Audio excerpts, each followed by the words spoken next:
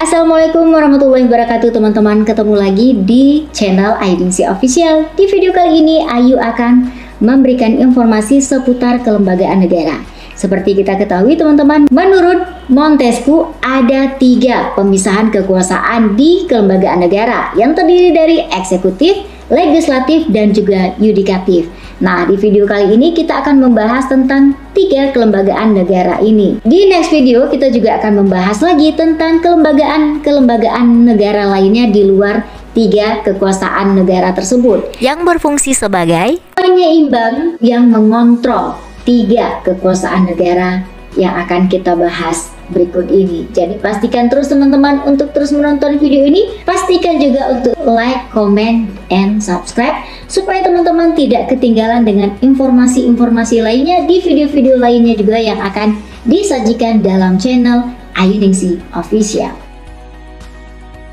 Ada beberapa definisi terkait dengan kelembagaan negara menurut beberapa ahli. Yang pertama, menurut Dewi Oktaviani, lembaga negara adalah lembaga pemerintahan yang berkedudukan di pusat dengan tugas, fungsi, dan kewenangannya secara tegas diatur dalam undang-undang.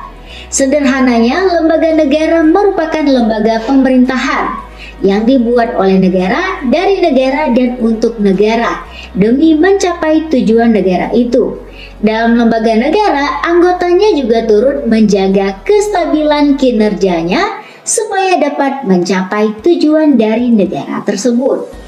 Menurut George Jelinek, lembaga negara dibagi menjadi 2 bagian besar, yakni alat-alat perlengkapan negara yang langsung dan juga alat-alat perlengkapan negara yang tidak langsung. Lembaga negara yang ada di Indonesia ada beberapa, seperti lembaga legislatif, eksekutif, dan juga yudikatif. Namun, keberadaan lembaga negara dalam satu negara tidak hanya dibatasi dalam 3 kelembagaan tersebut saja.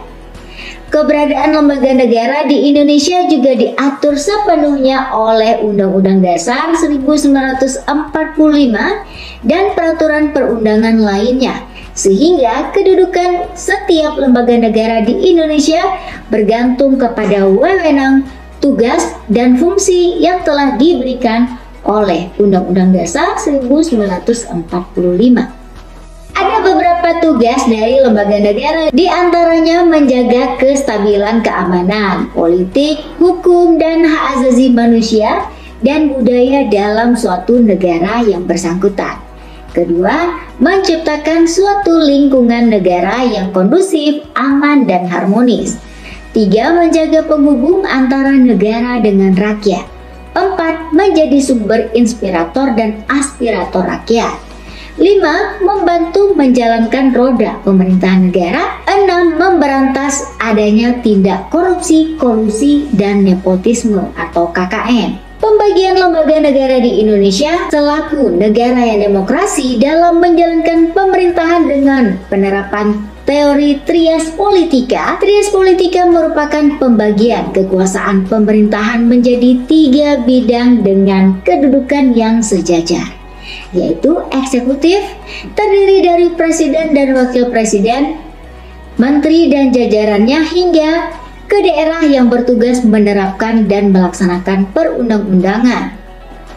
2, legislatif, yaitu Dewan Perwakilan Rakyat atau DPR yang bertugas membuat undang-undang. Ketiga, yudikatif, terdiri dari Mahkamah Agung dan Mahkamah Konstitusi dan lembaga peradilan lainnya yang bertugas mempertahankan pelaksanaan undang-undang. Lembaga eksekutif merupakan lembaga pemerintahan yang berfungsi untuk melaksanakan perundang-undangan yang telah ditetapkan oleh lembaga legislatif. Di negara yang menganut pemerintahan demokratis, biasanya pada lembaga eksekutif terdiri atas kepala negara, bisa raja atau presiden, disertai dengan para menteri dan kabinetnya. Di Indonesia, lembaga eksekutifnya adalah MPR atau Majelis Permusyawaratan Rakyat, presiden dan wakil presiden, serta para menteri. Sebelum ada amandemen Undang-Undang Dasar 1945, kedaulatan yang berada di tangan rakyat dilaksanakan sepenuhnya oleh Majelis Permusyawaratan Rakyat. Karena itu, MPR sering disebut sebagai lembaga tertinggi negara dengan kewenangan yang telah diatur dalam Undang-Undang Dasar. Setelah ada amandemen Undang-Undang Dasar 1945, kedaulatan rakyat tidak lagi dilaksanakan oleh MPR, tetapi dilaksanakan menurut Undang-Undang Dasar. Anggota MPR merupakan gabungan antara anggota DPR dan juga anggota DPD yang dipilih oleh rakyat melalui proses pemilu. Ketentuan mengenai jumlah anggota telah diatur dalam Undang-Undang Dasar. MPR melaksanakan sidang paling sedikit dalam 5 tahun sekali. Wewenang MPR yang paling terlihat adalah melantik presiden dan wakil presiden yang telah dipilih oleh rakyat melalui proses pemilu. Berdasarkan pasal 3 ayat 1 Undang-Undang Dasar 1945, MPR mempunyai tugas dan wewenang sebagai berikut: mengubah dan menetapkan perundang-undangan, melantik presiden dan wakil presiden, memberhentikan presiden dan wakil presiden dalam masa jabatannya menurut Undang-Undang Dasar. Anggota MPR dalam menjalankan tugas dan wewenangnya tersebut memiliki beberapa hak, diantaranya mengajukan usul terkait perubahan pasal dalam perundang-undangan, menentukan sikap dan pilihannya dalam proses pengambilan keputusan, memilih dan dipilih, membela diri, imunitas, hak untuk tetap menjalankan tugas dan wewenangnya tanpa boleh dituntut di pengadilan, protokoler, hak untuk memperoleh penghormatan berkenaan dengan jabatannya, hak keuangan dan juga administratif. 2. Presiden. Sebelum ada amandemen Undang-Undang Dasar 1945, presiden dipilih oleh MPR. Namun setelah terdapat amandemen Undang-Undang Dasar 1945, presiden dan wakilnya dipilih oleh rakyat melalui pemilu. Presiden dan wakilnya menjabat selama 5 tahun dan dapat dipilih kembali hanya 1 kali jabatan dalam pemilihan umum selanjutnya. Presiden berkedudukan sebagai kepala negara sekaligus kepala pemerintahan. Sebagai kepala negara, presiden mempunyai wewenang yang telah diatur dalam Undang-Undang Dasar 1945, yaitu membuat perjanjian dengan negara lain dengan persetujuan Dewan Perwakilan Rakyat, mengangkat duta dan konsul untuk ditempatkan di ibu kota negara lain dan negara Indonesia, menerima duta dari negara lain, memberikan gelar, tanda jasa, dan tanda kehormatan kepada warga negara, baik warga negara Indonesia maupun warga negara asing yang telah berjasa. Sebagai kepala pemerintahan yang menyelenggarakan pemerintahan negara, presiden memiliki hak dan kewajiban sebagai berikut: memegang kekuasaan pemerintahan berdasarkan Undang-Undang Dasar 1945, mengajukan rancangan undang-undang atau RUU kepada DPR, menetapkan peraturan pemerintah, memegang teguh dan menjalankan Undang-Undang Dasar,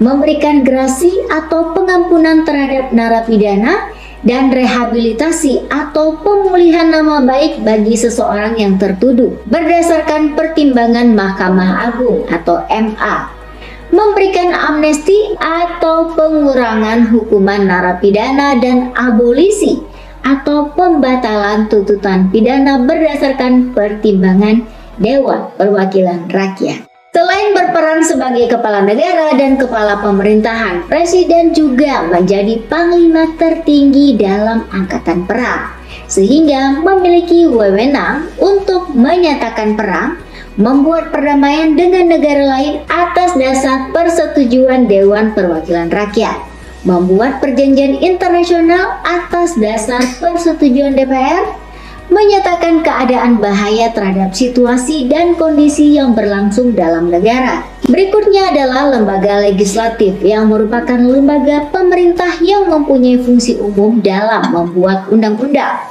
Lembaga legislatif ini memiliki fungsi legislasi, fungsi kontrol, dan juga fungsi anggaran. Anggota DPR berasal dari partai politik yang dipilih oleh rakyat melalui proses pemilu. DPR bertempat di tingkat pusat, sedangkan yang berada di tingkat provinsi dan kabupaten kota adalah DPRD atau Dewan Perwakilan Rakyat Daerah. DPR melaksanakan sidang paling sedikit sekali dalam 5 tahun. Tugas dan wewenang yang dimiliki oleh DPR adalah sebagai berikut: membentuk perundang-undangan yang dibahas bersama dengan Presiden, memberikan persetujuan peraturan daerah pengganti undang-undang, menerima dan membahas RUU atau rancangan undang-undang yang diajukan oleh DPD, mempertimbangkan DPD atas rancangan undang-undang APBN yang berkaitan dengan pajak, pendidikan, dan agama, menetapkan APBN atau anggaran pendapatan dan belanja negara bersama Presiden dengan memperhatikan pertimbangan dari DPD, memilih anggota Badan Pemeriksa Keuangan dengan pertimbangan DPD, memilih 3 calon anggota Hakim Konstitusi dan mengajukannya kepada Presiden.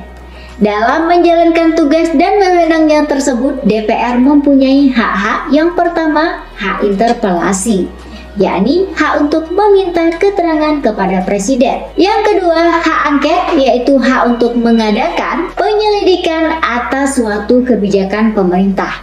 Hak inisiatif, yaitu hak untuk mengajukan rancangan undang-undang kepada pemerintah. Hak amandemen, yaitu hak untuk mengadakan perubahan atas rancangan undang-undang. Hak budget, yaitu hak untuk mengajukan RAPBN atau rancangan anggaran pendapatan dan belanja negara. Hak petisi, yaitu hak untuk mengajukan pertanyaan atas kebijakan pemerintah. Dalam Undang-Undang Dasar 1945 Pasal 20A, DPR memegang kekuasaan tertinggi dalam membentuk perundang-undangan. Karena itu, DPR memiliki 3 fungsi, yaitu fungsi legislatif, yaitu DPR sebagai pembuat undang-undang bersama dengan Presiden. Yang kedua, fungsi anggaran, yaitu DPR sebagai pemegang kekuasaan dalam penetapan APBN yang diajukan Presiden. Fungsi pengawasan, yaitu DPR mengawasi jalannya pemerintahan. Dewan Perwakilan Rakyat, anggota DPD terdiri atas wakil-wakil dari provinsi yang telah dipilih melalui proses pemilu. Keanggotaan DPD diresmikan oleh keputusan Presiden dan bertempat di daerah pemilihannya.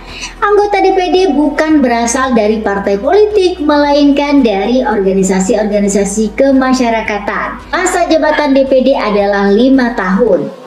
Berdasarkan Undang-Undang Dasar 1945 Pasal 22D, anggota DPD memiliki kewenangan mengajukan rancangan undang-undang kepada DPR yang berkaitan dengan otonomi daerah, hubungan pusat dan daerah, pembentukan, pemekaran serta penggabungan daerah, pengelolaan sumber daya alam dan keuangan pusat dan daerah, memberikan pertimbangan kepada DPR atas rancangan undang-undang APBN dan RUU yang berkaitan dengan pajak, pendidikan, dan agama, mengawasi pelaksanaan mengenai hal-hal tersebut dan melaporkannya kepada Dewan Perwakilan Rakyat. Berikutnya, lembaga yudikatif merupakan lembaga pemerintahan yang berwenang untuk menafsirkan isi perundang-undangan dan memberikan sanksi pelanggaran pelaksanaannya. Dalam pelaksanaannya, lembaga yudikatif harus bebas dari campur tangan lembaga eksekutif. Hal tersebut agar dalam penegakan hukum dan keadilannya tidak berat sebelah atau memihak. Lembaga yudikatif terdiri dari Mahkamah Agung. Lembaga Mahkamah Agung menjadi pemegang kekuasaan kehakiman tertinggi dari semua lingkungan peradilan. Lembaga Mahkamah Agung diketuai oleh Hakim Agung yang dibantu oleh beberapa hakim lainnya. Hakim Agung ini diusulkan oleh DPR yang berasal dari usulan Komisi Yudisial. Kewajiban dan kewenangan Mahkamah Agung diantaranya mengadili pada tingkat kasasi, menguji peraturan perundang-undangan dan wewenangan lainnya yang diberikan oleh undang-undang, mengajukan 3 orang anggota Hakim Konstitusi, memberikan pertimbangan gerasi dan rehabilitasi yang diajukan oleh Presiden. Mahkamah Konstitusi memiliki kewenangan dalam menyelenggarakan kekuasaan peradilan di lingkungan peradilan umum, peradilan militer, agama, dan tata usaha negara. Mahkamah Konstitusi mempunyai kewenangan untuk mengadili pada tingkat pertama dan terakhir. Dalam Mahkamah Konstitusi terdapat 9 hakim konstitusi yang telah ditetapkan oleh Presiden. Adapun tugas dan fungsi dari lembaga Mahkamah Konstitusi adalah menguji undang-undang terhadap Undang-Undang Dasar memutuskan sengketa kewenangan lembaga negara yang kewenangannya diberikan oleh Undang-Undang Dasar, memutus pembubaran partai politik dan memutus perselisihan mengenai hasil pemilu. Yang ketiga adalah Komisi Yudisial atau KAI. Komisi ini dibentuk guna mengawasi perilaku para hakim dan praktik kotor dalam proses penyelenggaraan peradilan. Dalam Undang-Undang Dasar 1945, hasil amandemen kedudukan Komisi Yudisial ini bersifat mandiri yang keberadaannya dibentuk dan diberhentikan oleh Presiden dengan adanya persetujuan dari DPR. Segitu aja teman-teman video kita mengenai kelembagaan negara. Semoga video ini bermanfaat dan menambah wawasan buat teman-teman semuanya. Sampai jumpa.